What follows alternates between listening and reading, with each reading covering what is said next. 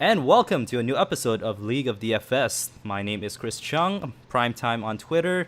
Tonight I am finally joined by John George. We have anticipated your appearance on this show for quite some time. John, you are actually the face of League of DFS because people are very happy that we finally have someone who is paying attention to this very little played sports. How are you doing today? Oh, I'm doing great, Prime. I'm happy to be on the show. I don't know about the face of League DFS, but I'm definitely happy to be on, and hopefully I got some insights that people enjoy. Awesome. I think the work that you've done has really helped us understand this little played sport, and it's been a great um, for us. I enjoyed it. I wanted to grow more into the sport, and I want to help DraftKings or maybe other sites to grow into the daily fantasy sports because esports is becoming bigger. It's going to be as hopefully in a couple of years we'll see it as popular as the traditional NBA, NASCAR. We have a big soccer right now. But your work has even caught the eye of the Action Network, where you are currently working, and that is a testament to the work that you've put in and the work that you'll continue to want to put in because of the love you have for League of Legends. Tell us, how did you get involved with this, and how did your interest grow from being just a regular player to being someone who wants to get others involved? Well, it was interesting. I just started. I played League of Legends just very casually, and someone turned me on to DraftKings, and I started playing a little bit of basketball. I love basketball, and when I noticed that they had League of Legends on there, it just blew my mind. I never thought in a million years that there'd be esports DFS out there to play. So I started playing just a little bit, and I was terrible at first, as you'd expect. I was putting all kinds of terrible lineups in there, but it was probably a year before I really got a handle on what was going on. But when I noticed that there was very few players that were playing at a high level, a lot of players that were making very basic mistakes in their lineups, I thought, this is something that could be written about. Like, people don't understand how to play this yet. And so I just contacted Chad Millman and the guys over at the Action Network and said, hey, man, what do you guys think? And they were entirely on board about giving esports a portion of their viewership. So, I'm super excited to be writing for them. Such a progressive company, and I'm really happy to be involved with it. I think it's awesome, especially with now the new law being that sports betting is going to be legalized, and it's just going to help grow. And we're not just focusing on the traditional sports where there's tons already written about, people already ahead of that, but we are looking into esports now, little known. It's right there in the right corner of the DraftKings website where people rarely click on there. Um, we're trying to grow it more. I know the prize pools in there are not as appealing to some of our regular players, but it is a place where we are honing our process, where we're building theories, we're building strategies, and like you mentioned, we are finding an edge there, and we are hoping that we're driving attention to this sport, and then DraftKings will put more resources, put more effort into it. So before we just get so lost in talking about the excitement of League of Legends, um, tell us, were you following esports at all? I know you were a player of League of Legends. Yeah, I got my start. I was like a semi-professional Counter-Strike 1.5 player Nah. back in the early 2000s. I was on one of the top teams in the country that I lived in at the time. Admittedly, that country was Australia, which is not necessarily a powerhouse of esports.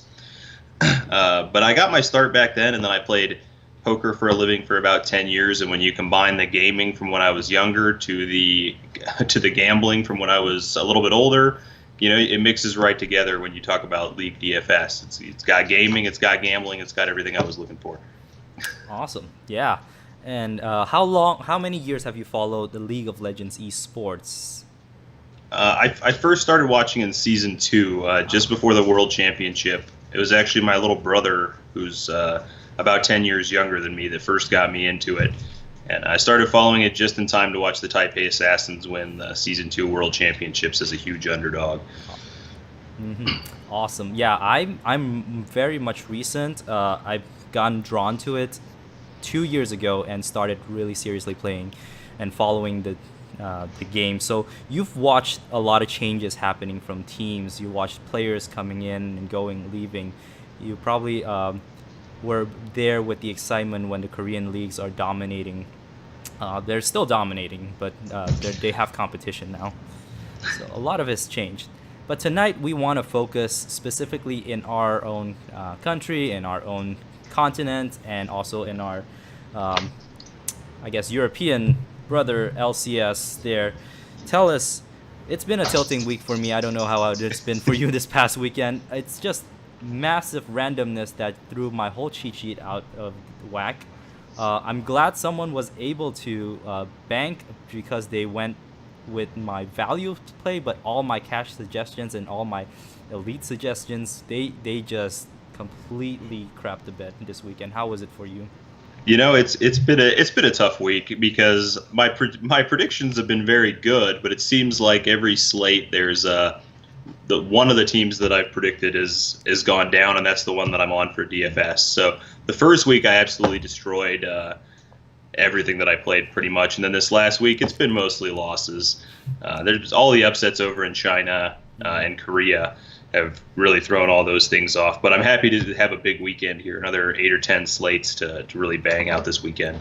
Excellent. Yes, and it's very helpful to get some of your insights into this. Now we've only going into week 3. We have a lot of history, or not a lot of history, but we have some semblance of what these teams look like in the spring split. And coming into the summer split, we had an idea of how the meta would affect certain teams. You did a great call when we talked about how Misfit would benefit from this, Vitality would benefit from this. But this past weekend, I put some of my own expectations into doubt. So do we follow what we see in the last 2 weeks, or do we trust that certain teams that did well in the spring will eventually bounce back? That's a good question. Especially for North America, I really think that if a team was good in the spring split, they're going to get better and better as this split goes on. North America started off very similar to the other regions, playing a lot of the new meta comps with Vladimirs and Yasuos, but very slowly you've watched all the teams kind of revert back to being mostly 80 carry centric teams, other than a couple. And as they revert back to being 80 carry centric teams, they're going to start drafting similar compositions to what they were playing in the spring. So I think the spring is a very good indicator of how teams are going to be moving forward. There's going to be a few exceptions. Specifically, I think Echo Fox and CLG are two teams that are going to probably keep trying to play the new meta. And it still takes time to tell whether they're going to be successful with that. But I do think that they're two of the only teams that are going to stick to that.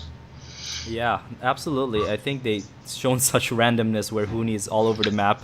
He's going to play all the positions according to him on the interviews, and it really works for them. Notwithstanding the loss to, was it Optics? Oh, that was like a random loss that really threw everything out of whack for me. But that's the Echo Fox, I guess. So I have not anticipated any major changes yet in the upcoming patch. There hasn't been a big move back to helping the ADCs come back to their old role. But do we expect, in your experience with the constant changes in each split, do we expect this patch to kind of try to bring it back to how it was in the spring? That's an interesting question, because in theory this patch should be bad for 80 carries. Mm-hmm. When you nerf shields and you nerf heals, in theory you should be taking away the protect the Kog'Maw comps, the protect the Vayne type comps. But it doesn't seem to me as if North America is going to be fazed by that. I don't think they're going to look at that patch and say, we need to try out this Vladimir. They tried it. They all decided that they were bad at it, and they all moved back to just playing 80 carries. And I think regardless of this patch change, maybe the most likely thing you're going to see in this patch change is mid laners go back to playing more traditional mids. No more Lulu mid, any of that kind of stuff. I think you'll just see them go back to playing traditional mages, and 80 carries go back to playing traditional 80 carries for the most part. Absolutely. I think some of the things you mentioned has already been speculated. I've heard Papa Smitty this morning saying that Lulu's going to be phased out, and you're right about that. Doesn't fit the mid lane anymore. So with those anticipated changes, which team then in North America and Europe do you anticipate reverting back to their old, whether they were good before and now they were affected by the meta, or whether they were bad before and they got a boost from the meta. Which teams do you see that will have that dramatic change back to their original form? I think we'll see TSM looking a lot better in the coming weeks. I think they've looked a little out of sorts recently. And, they have a new jungler, so that's going to happen to some teams. But I expect to see them be a little bit better. I think Cloud9 eventually is going to bring back Sneaky and Jensen, I think. It's hard to say. I mean, it's that whole drama couldn't have happened without them being complicit in it. And so it's possible that relationship's just severed forever and we're going to see a whole new Cloud9 for a while. But I would expect them to come back around a little bit. Clutch should absolutely love if the meta goes back to being a slow meta. They were a slow meta team the entire last split, and I think they're going to thrive that way. They're already bad, but I expect FlyQuest to be bad. They weren't good last split. I really thought this meta was going to help them out with Wild Turtle's ability to play a lot of different roles, and I still think Flame is a pretty good player. And I thought they turned it around, but I expect them to just end up bottom of the table with teams like Optic. Yeah, it's unfortunate. I know you are a fan of FlyQuest, and I am. I'm one of the few people in the world that owns a FlyQuest jersey, and I think the other one is my wife. So you will be holding on to that, and when they make that turnaround like the Golden State Warriors did, you can say you've been there. You never wavered. As soon as they pick up Faker, then my jersey's going to go through the roof. Hey, you have to hope that Faker goes back to bat again. After what they did last night to KT? Yeah, it was last night to KT. Oh my gosh. People are all excited again. Well, I'm holding out some hope. Maybe he's like, I'm tired of Korea. Maybe it's time to move to the North America. That's right. Come to North America, baby. We need you over here. Yeah, join Hooney. Yep. Absolutely. Great. So those are some of the teams you guys have to pay attention to. You pay attention to the metas. You keep listening to the analysts, and listen to this show. We'll keep you updated about all the changes that's to come. Now, let's talk about a discussion that you wanted to talk about about the 80 carries. Were there anything specific that you want to touch on? That's I feel as if people might be misunderstanding exactly what's happening with these 80 carries. Like, even on the analyst desk for the LCS, I hear them saying, the 80 carry meta is still very strong.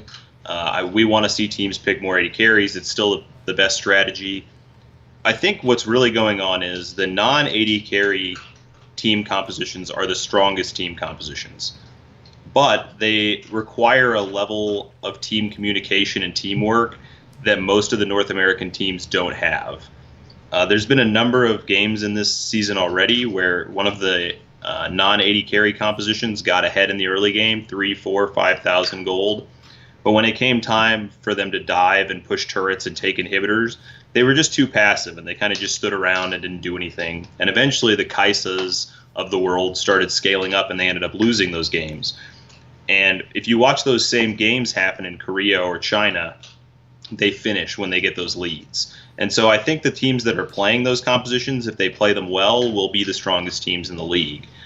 I do think 80 carry compositions are weaker right now, and it's just a matter of whether or not your team is good enough to play the non-80 carry compositions. Okay, so once teams can just go back and being able to adapt well, we should see the score come back up, because right now what I'm finding is that 80 carries are on average scoring about the same as a jungler, as a top, and which really doesn't drive me to pay up for an 80 carry as much if I can save up my salary and play a jungler. But this is going to change.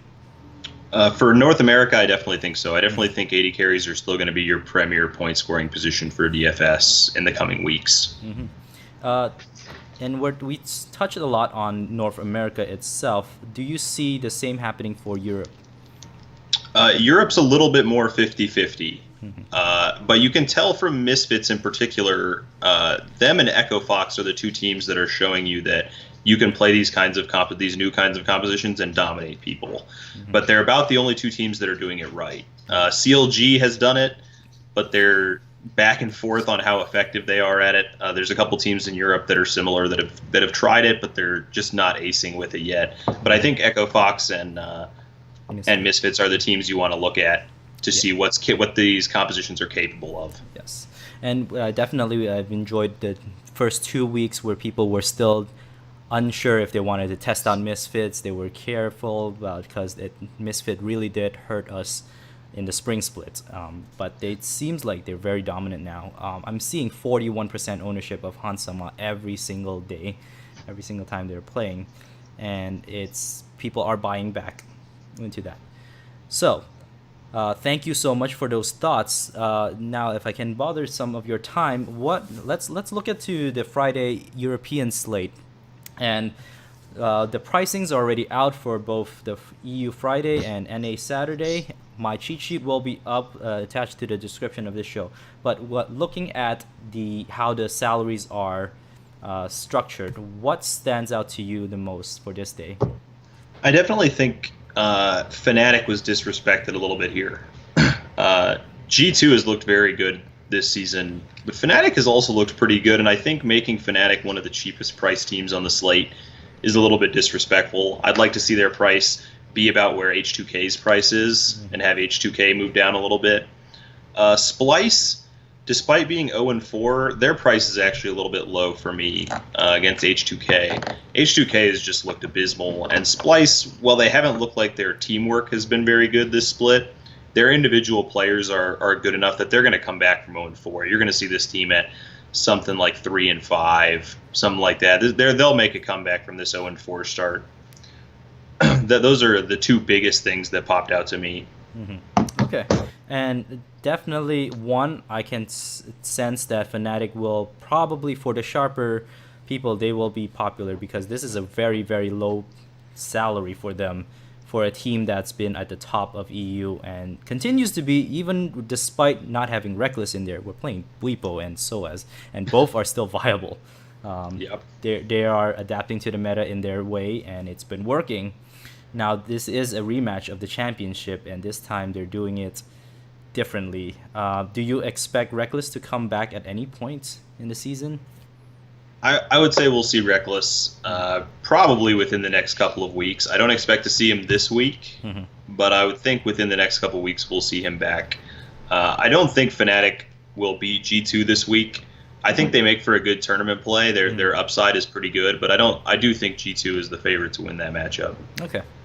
Okay, and that makes sense. I mean, they are still the core five, and still they look good. They're using the cash funneling strategy, which, if you guys don't know what that is, look up the past games of how they play. There's a certain strategy that you can learn more from if you're looking at the Asian region. But we're seeing it in Europe a little bit, and we're seeing it happening with Golden Guardians as well. As we continue to look at the pricing, any team that you think that might be overdrafted for no good reason? I'm not sure about no good reason, but I definitely think Fnatic will probably be a little too overdrafted, as good as they are, and as cheap as their price is. Unicorns of Love might see a little bit more ownership than they should. I think Vitality should take care of them pretty easily, but Vitality's week last week looked bad enough that the Unicorns might garner some extra ownership. Those are probably the two that I think will be a little chalky on the underdog side. Great, and that will help us to either be lower on that or fade them altogether, which will help you in the tournament kind of setting. Okay, now you just from this, have you had the chance to kind of break down the expected scores from these games? Yeah, I've already gone through and done the kills per win and deaths per loss for the slates this weekend. The second day slates all update after the first day is over. But the team that projects the highest, if they were to win, is actually Fnatic, which is why I said they're a great tournament play. As much as they might be kind of chalky, I think they make one of the better tournament plays. Surprisingly enough, Splice is the second highest, which is, I think, really there's going to be a lot of value in Splice this weekend. I don't think people are going to want them at 0-4, and H2K is just such an easy opponent. The team that came in third was Roccat playing against the Giants. I don't know how high Rockat's ownership will be because they were very chalky on the last slate and they lost badly. Yeah. but Giants are so terrible. I really think Giants are going to be the worst team maybe in all of Western League this season. I'd love Roccat this weekend as a favorite pick. Hmm. They would make an excellent pivot off Misfits. I think people still want to try to jam in Misfit, and maybe they found a reason to with Fanatics. So those are the two kind of like higher ownership that I'm expecting. But that's a good point that you're bringing out, because I am looking at my numbers as well, and Giants is after I think H2K, they are the team that gives up the most DraftKings points to their opponents. So that is something that we're aligned with on that. And Schalke is the team that allows the least kills to their opponents thus far this season, which is who Misfits is playing against. Mm-hmm. So as bloody as Misfits has been, they're playing a team that's probably going to limit their upside. Oh man, this is a great tournament kind of like focus. If you are trying to take down a GPP, now you got the advice from John. John, thank you so much for joining me tonight. Tell people where they can find your work, where they can learn more about, the stats that you throw out, the kills per win, the deaths per loss. The easiest thing to do is just to follow me on Twitter, which is at NTY9ProblemsDFS. All my articles get posted through there, and all my updated bets throughout the weekend. You can also find me on the Action Network and Fantasy Labs as a contributor there. So those are probably the best spots. Awesome, guys! You are not mistaken if you see his avatar as Mr. Mosby from Second Cody. That is John. That is me. That is me. So thank you so much again for joining me, John. I hope you will crush it this week, and I'm looking forward to reading your articles when it comes out. Thank you very much, Prime, and I'll talk to you later.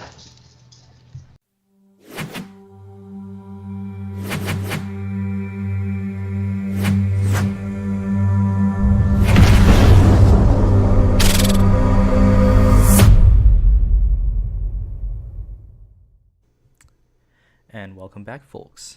It is time to go by a slate breakdown, and we'll look into the pricing that DK has put out for the Friday European slate and the North American Saturday slate. The other slates that are not released yet as of this time, they usually wait until the games are over before they kind of release the new salaries. So the information that we have right now is just the first day of NA and EU LCS.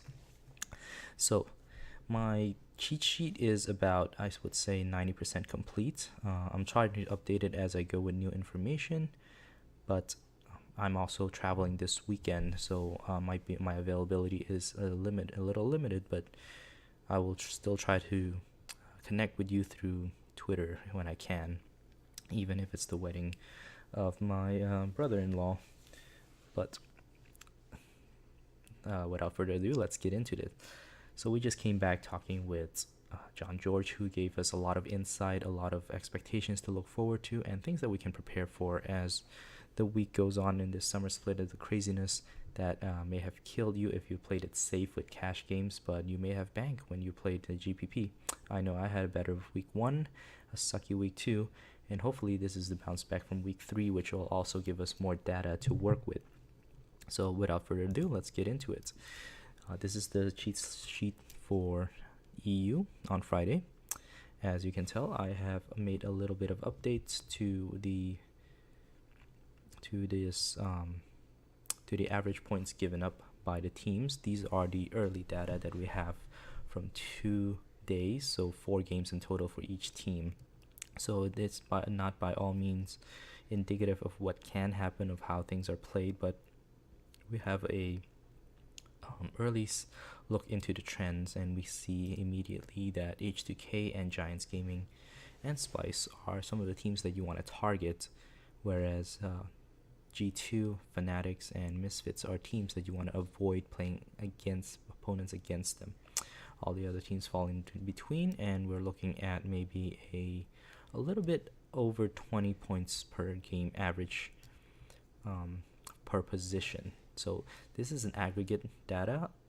The position by position average is something that I use to develop this scoring model. But as we get more data, it will become more accurate. I've used this in the spring split, and it seems to have worked out well for me, especially in terms of building a cash game and also identifying good tournament plays.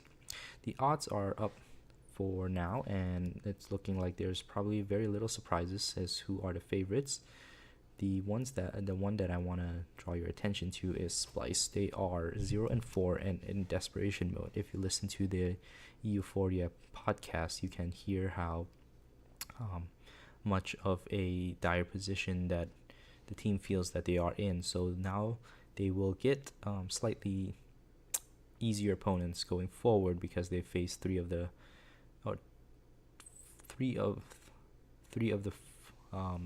most difficult opponents of the EU slate, and it just continues to show that they are truly the top three teams, maybe with the exception of Vitality, but we will see where this goes, as this meta is really challenging for Splice to adapt to. But they get a great matchup to start off with, playing against H2K, who has given up the most points per position on DraftKings. So it's a good game to target, and Splice is not exactly one of the more expensive ones. In fact, I think they're one of the more cheaper ones.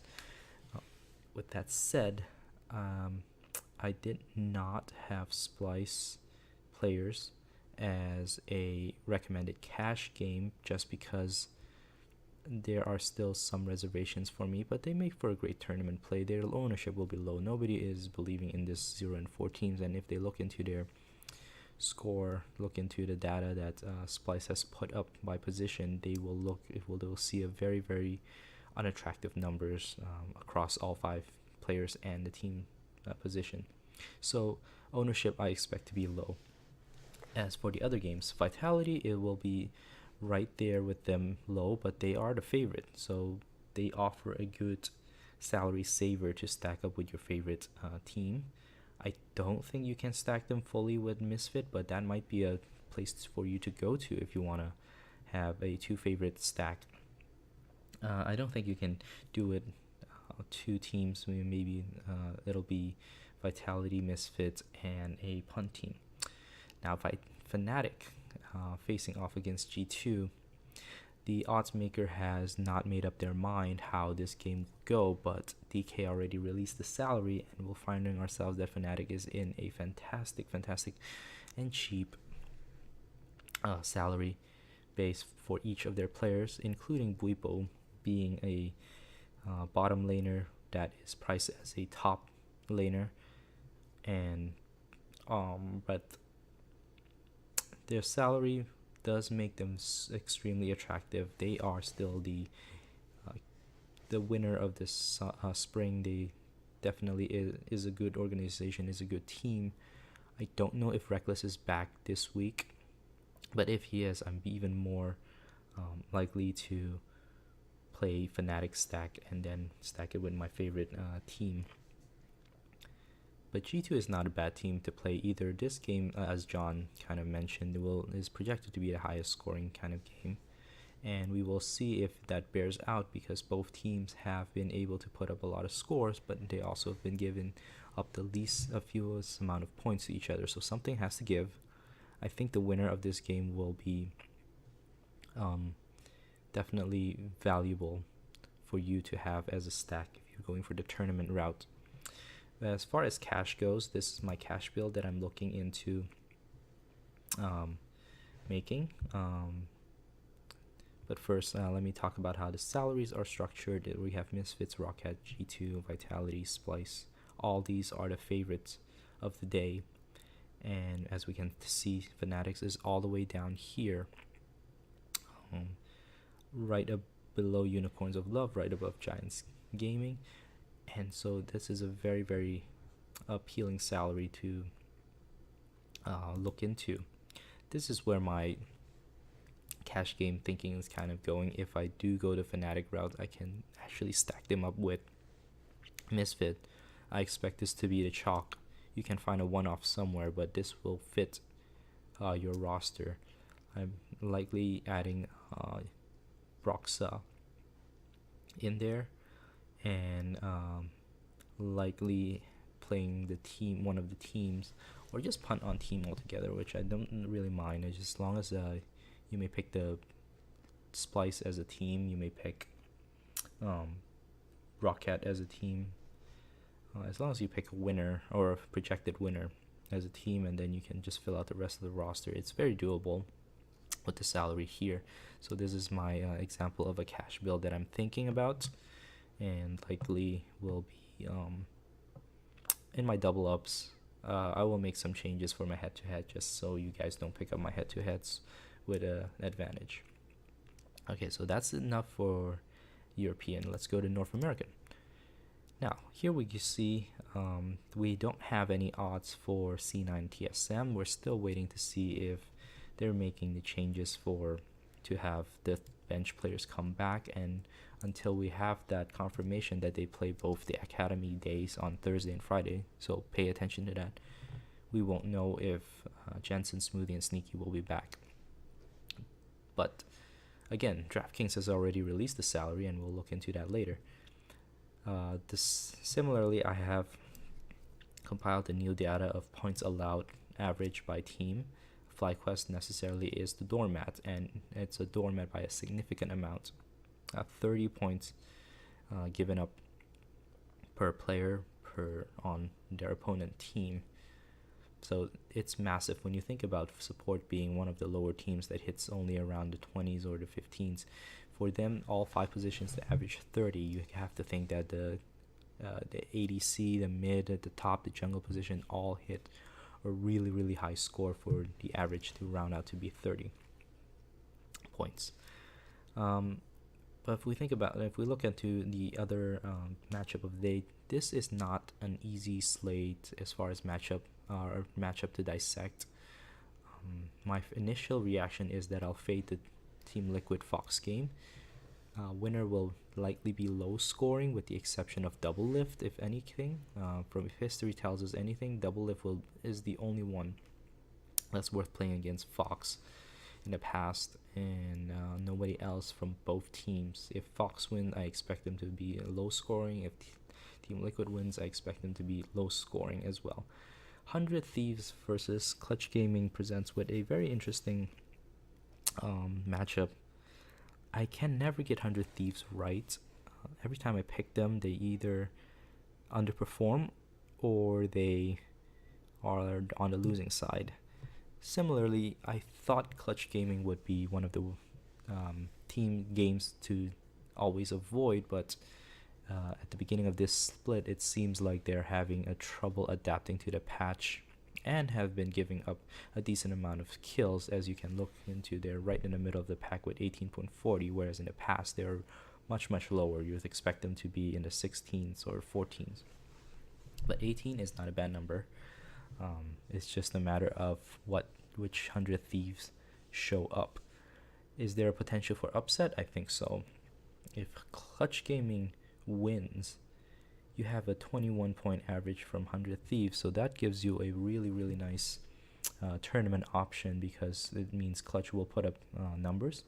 Especially we want to focus on Apollo, who is currently leading the split in most kills, and it seems like Clutch is focusing on just giving Apollo all the resources needed to carry the team.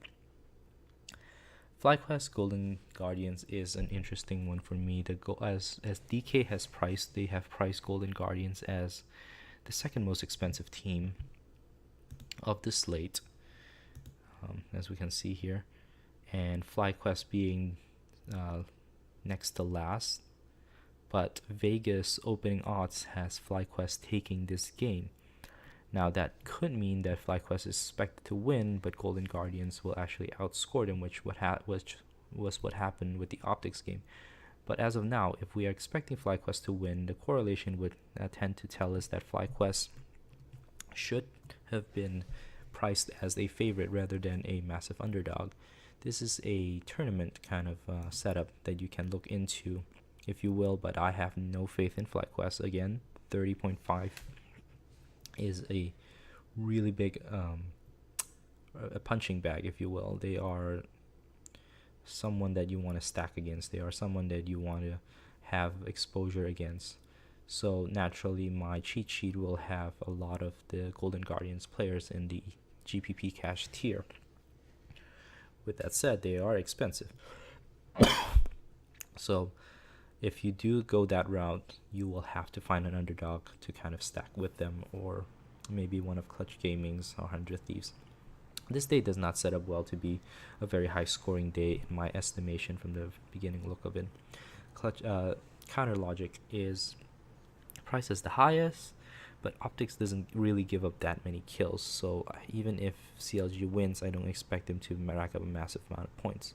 Now, I've been wrong before by jumping to this conclusion just by looking at stats, but we are talking about Counter Logic Gaming. They showed up when they're expected to lose, and they flat out lose when they're expected to win, and they stay true to their name of Counter Logic. So, hey, maybe you want to try out Optics. I tend to not go that route because Optics also doesn't put up too many points. They've been learning to play it safe. They've been avoiding aggressive team fighting. They've been just trying to slow games down, and often it has worked in their favor. And so I'm expecting them to look like one of the bottom teams that plays like a Clutch Gaming. So as you can see, the Saturday game slate is not very fun to kind of decide who are where the high scoring games are. But as of now, I can basically guess that I would have exposure on TSM. I will have exposure on Golden Guardians, and likely I will have exposure on Fly Quest for tournaments only. Okay, so this is where my cash build is currently headed. I have 3 Golden Guardians and 2 100 Thieves.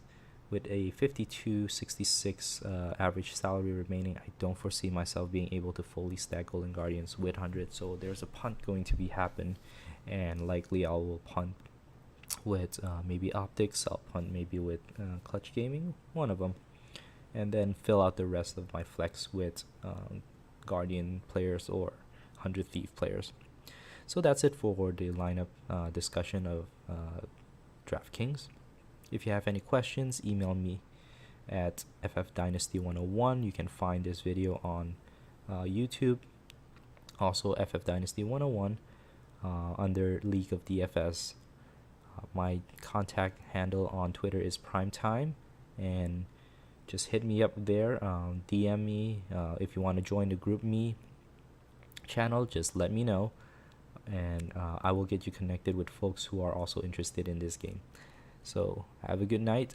Get ready for the weekend. It's going to be awesome again. It's going to be full of games, and you will dominate if you have a sharp process. Good night.